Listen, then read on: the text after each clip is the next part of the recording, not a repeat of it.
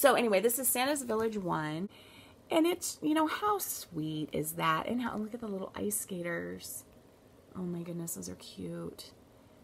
Oh, and the little carolers down here, or the choir. Oh, I thought this was just adorable. I mean, just some of the little details are just so sweet.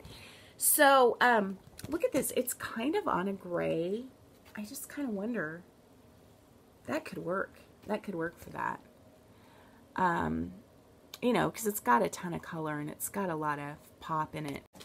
The other one I bought was Petite Four Seasons, and it's got spring, summer, autumn, which was my favorite. We love to ride bikes, and look at that, autumn, and then winter. Winter's really cute too. And I'm going to do this as one piece, only I'm going to do autumn, winter, spring, summer. And the summer one is really cute at the beach. So anyway, this one calls for like 18 different DMC threads, and Santa's Village calls for 28 different threads, but all DMC.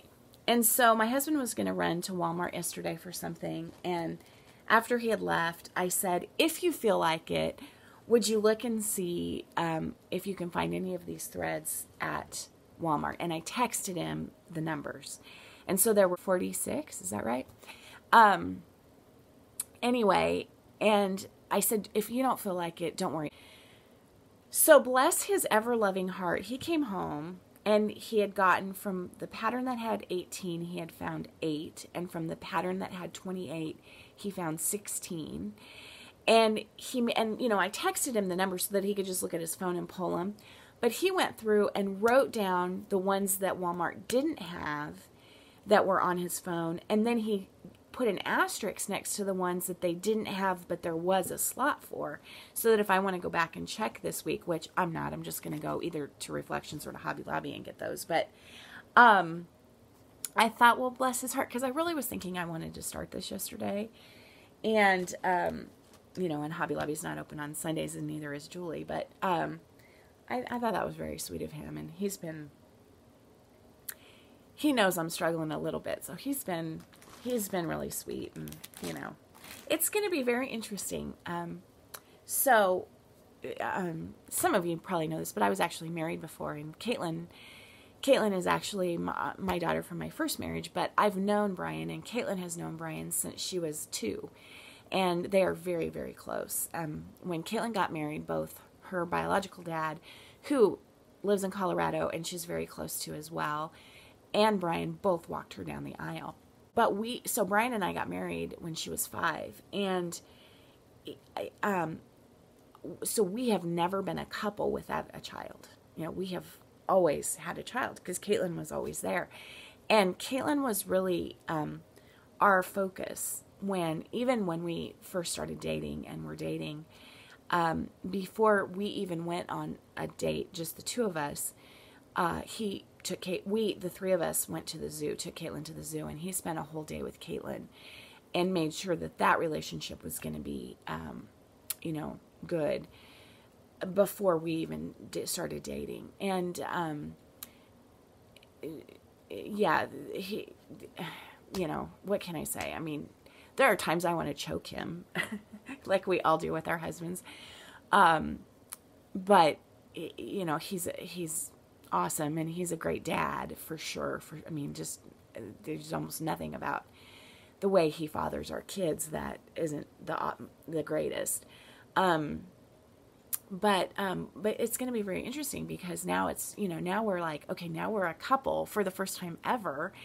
And, you know, that's very different. And so we have a lot of fun together, and I think we'll have a great time. It's just going to be that thing of trying to find that new normal and figuring out, you know, how to be a couple with no kids in the house, and finding things to talk about. And he's always been very supportive of my hobbies and crafts, like super, super supportive. And so, you know, God bless him yesterday for doing that and putting up with all that he has to put up with me, and, you know, all of that kind of stuff. And I know he's struggling too a little bit, and I know he really misses the kids, and, you know, so anyway. Then when I was on 123 Stitch to buy something for my exchange partner's wish list. I was watching someone, her name just went right out of my head. Oh my gosh, she's new to Floss Tube. She does samplers. Extremely prolific stitcher. Ah, why can I not think of it?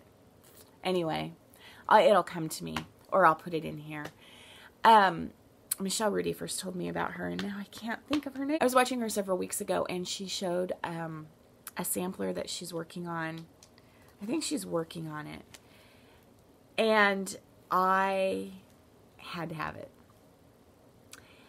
Okay, so when we lived in Kansas City, when the kids were little, we lived in a pink house. We lived out in the country. We had 5 acres. We didn't have any livestock or fun animals, anything cool other than the dogs. But we lived in our house was pink, and I'd always intended to paint it, and we never were able to get it painted before we had to move. We were only there for 18 months. So she started talking about Pink House Sampler by none other than Plum Street Samplers, and I couldn't resist it. So I was going to look for it at Julie's, and then because I was on 123 Stitch, I thought, well, let me just look for it, and I found it, and it looks like this. Now, our pink house was probably about the size of this little section right here, but I love this. I think it's gorgeous, and I ordered it. I ordered the fabric for it, and I ordered all the fancy floss, and it's all in Weeks and Classic Colorworks and Gentle Arts. The saying on it is really sweet. It says, and I didn't even realize there was a saying on it until it arrived. It says, the loss of a father is much, the loss of a mother is more, the loss of Christ is such, no other can restore. And it's Mary Jane Carver, 1899, and I'm going to do it just exactly like that. I absolutely love this.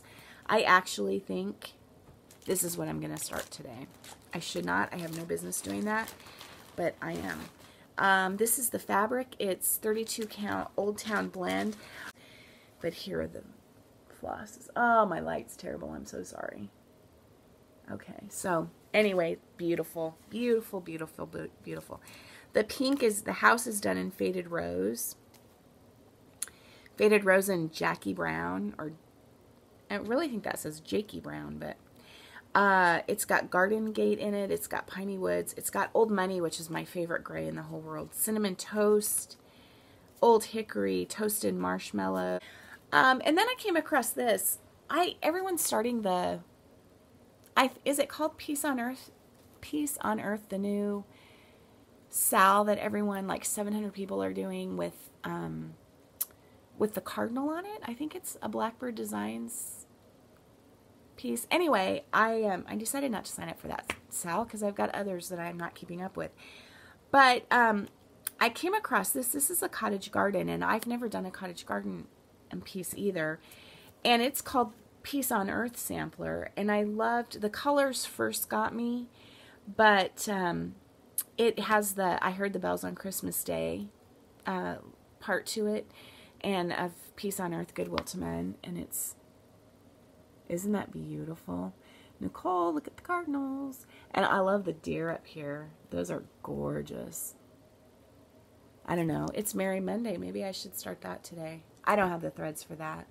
And this calls for Gentle Arts, and I'll get those at Reflections this week because, yeah, I want to do those in the exact threads. Okay, and then I have to go quick. A couple of Mill Hill kits. This is so cute. Autumn Harvest. Boo. Isn't that cute? And Autumn Harvest, Harvest Garden. I actually started this one yesterday when I couldn't decide what to do and I wanted something really simple. I pulled this out. I was watching Stitching M. I think it goes this way, actually. Stitching M is going to be here next October and talked about the, I guess, kind of long stretch possibility of coming to the Midwest Cross Stitchers Retreat. Would that not be the greatest thing ever? Now if we could get Ingeborg to come and Sylvia, how much fun would that be? Oh my gosh. Okay, and then lastly, I mentioned that I had gone to Frosted Pumpkin to look for something for my stitching partner or exchange partner, and I did find something for her, and I know you're shocked to hear this, but I found a couple things for me. I left several of them upstairs, but the one of them that I found was Autumn Harvest Festival.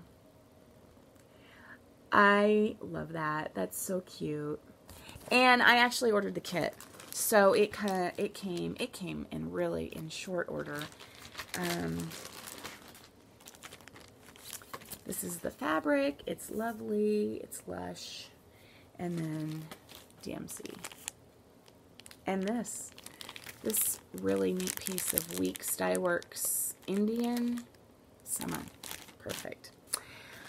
Okay, so that is kind of it for me. 3 videos, that's more than enough. I hope you all are well. I'd like to tell you what my plans are. I don't know. I'm supposed to have lunch with a friend tomorrow, and I need to do laundry at some point. I cleaned my house all day yesterday because that's all I could do was clean house. I couldn't settle down.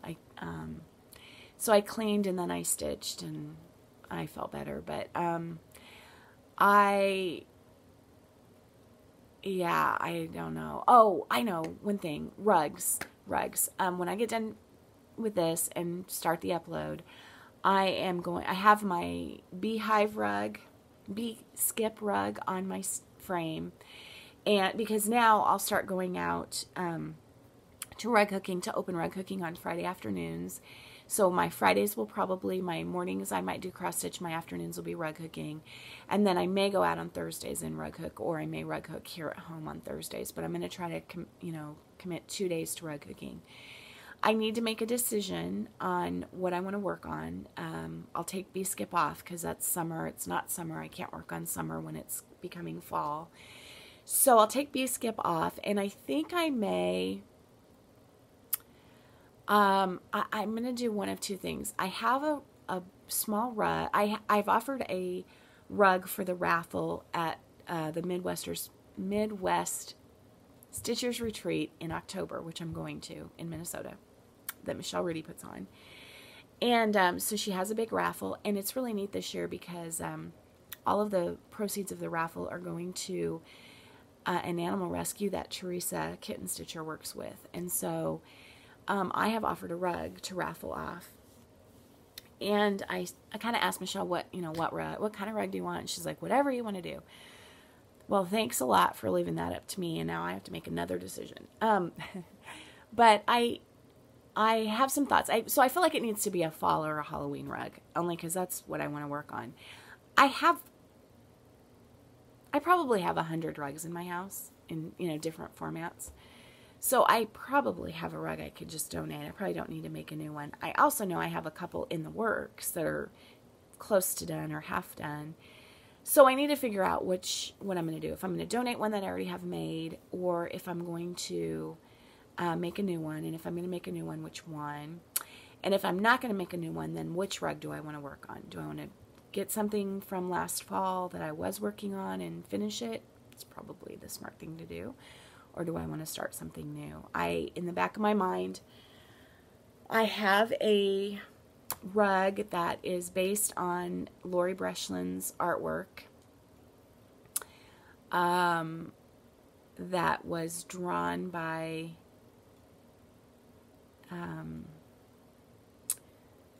Kim Miller, I think is her name. Chris Miller. And it's called like Massachusetts Witch Ride, and I'll have to show it to you, but it's a little town, buildings like a coastal town, East Coast, and a whale breaching over these buildings with a witch riding the whale. It's really cool. That's sort of one little bit of a plan in the back of my mind. I'm just gonna have to play it by ear. So anyway, that's all for me now. I'll try to film next week. I hope you all are well. I hope you're having a great day, and I will talk to you soon. Bye, guys.